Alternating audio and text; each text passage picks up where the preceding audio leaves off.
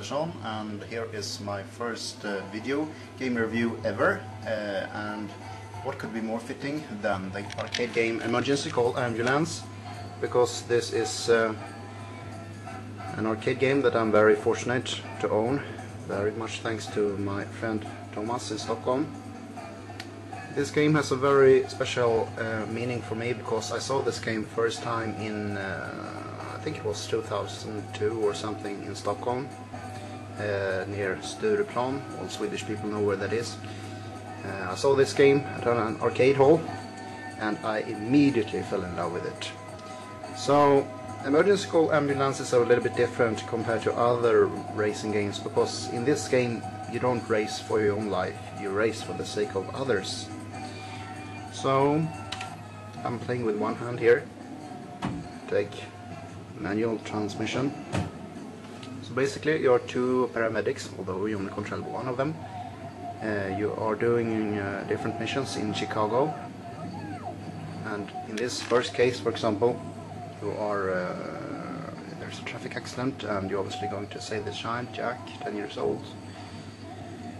So I'll play this first stage. The game is pretty straightforward.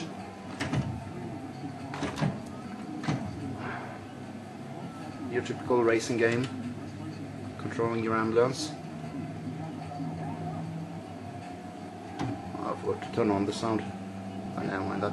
It's a bit difficult to play actually because I'm playing it through the camera, so to say. So I'm not playing my very best right now, of course, and I also have the wrong view. I prefer to play with the front view because, yeah, go figure. But anyways, you're supposed to deliver the patient to the hospital before you run out of time, or health rather.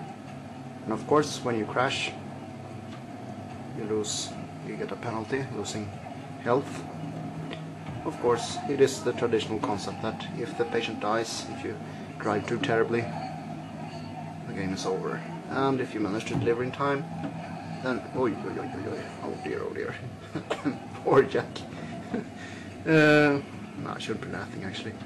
Actually, this game is kinda deep, I have to say, because although this game has its oh good lord. Although this game, so to say, can be funny, yeah, I shouldn't really laugh.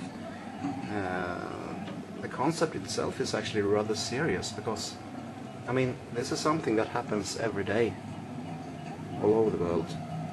Although this is in the USA, obviously. Oh, I didn't make it. Surprise. Because I mean, this is things that happen every day with the ambulances driving to the hospital with patients. Sometimes they make it, sometimes they don't. And hopefully under less dramatic circumstances. So yeah, that's basically what it is. I will pause here and make some recordings from my previous videos. So yeah, I will now go in more detail about the graphics and sound, etc. So let's begin with the graphics. The graphics are quite clear. You won't have any problems to see what's up and what's down. The graphics are somewhat rather cartoony, very reminding of the graphics from Crazy Taxi, which was developed around the same year as ECA. The game floats very well, and the in-game cutscenes look nice, not perfect, but very well. The only real flaw with the graphics are the pedestrians that are trying to get out of your way when you are driving carelessly. They are very badly animated, giving no realism at all, but except that, the graphics are really nice, so I give that 9 points out of 10. The sound. Oh my god! This is the best sound and music I've heard in any game ever. To begin with, there is a unique theme for every stage and for each cutscene, and also a few unused tunes and jingles that only can be accessed from the test menu screen. The music is very fitting to the game, very adrenaline pumping, so let's have a listen to one of the themes.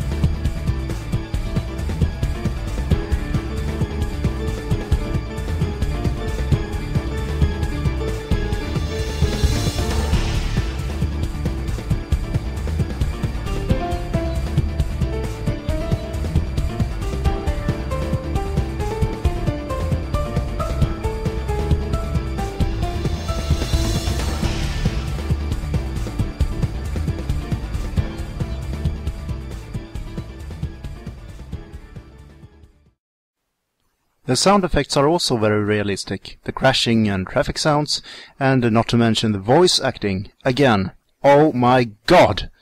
The voice acting is absolutely brilliant. The actors really do an amazing job to make the situation as realistic as possible, sounding stressed at the right moments and excited when they are supposed to be. I'd give this voice acting alone 11 points if I could, but 10 points is maximum, so that's what I give. The only problem with the sound is the ambulance siren in the game. It is way too loud and it completely drowns the music and sound, making it almost impossible to hear anything else in the game, at least if the siren is set on the default level. You can turn it down, but only if you can access the test menu, and especially if you are in an arcade hall and have other background noises. The sound and music completely drowns, and that's really a shame because it really destroys a lot of the game feeling. But all in all, I give the sound and music 10 points, definitely. The controls for emergency call ambulance is quite ordinary, not so much to say about them really. It is the traditional wheel and the gear stick. In my case I have 4 gears, but the game I saw in Stockholm all those years ago was only 2 gears, but well, there's not too much to say about it. And the pedals, I don't know how good, yeah, you can see them here, the gas and the brake, and that's about it basically, just your typical racing game. And yeah, it responds quite well, no problems about it really. So I don't see any reasons why not to give the game 10 points. Of course it becomes harder to control the faster you play, but that's just obvious. So 10 points for the control. And then we come to the challenge. The game is notoriously known to being too hard, and I somewhat must agree about that.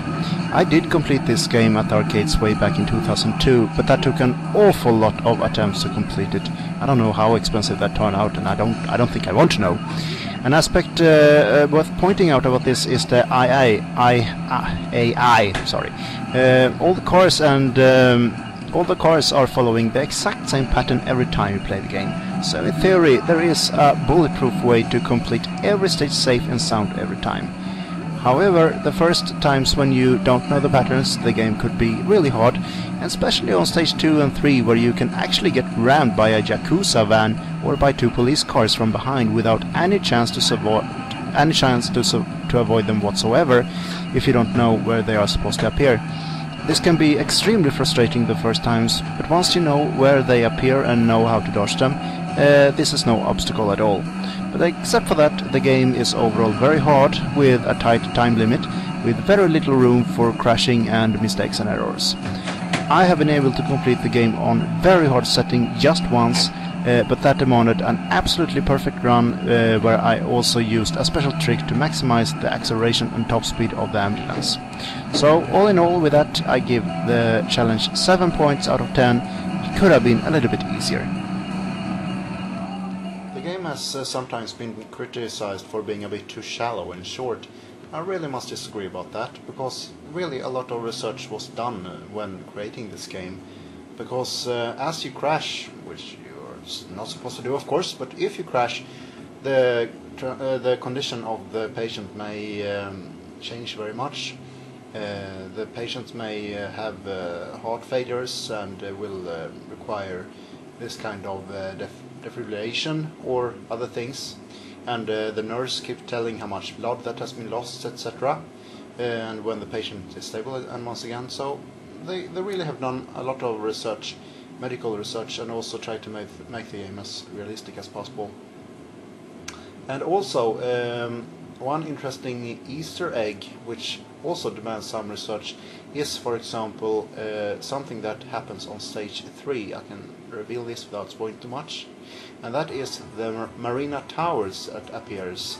We drive between these towers at one point in the game on stage 3, and these towers actually exist in real life, and they are very, very similar, no, they're completely identical when I think of it, to the real towers in the game. So they've really done quite some research in the game.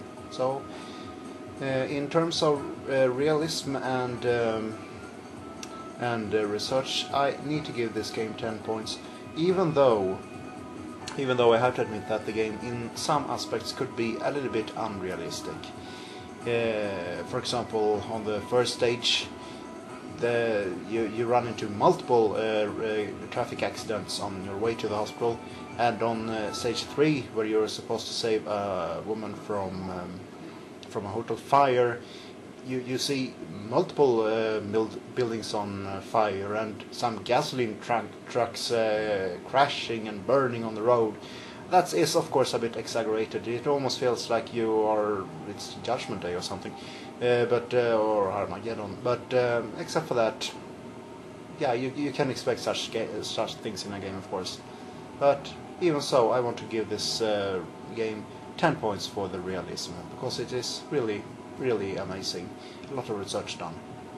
So, to conclude this review, I rate this game 9 points out of 10. It is not a perfect game, but it is a wonderful game even so, and it really makes justice to what ambulance paramedics are doing every day to save people's life.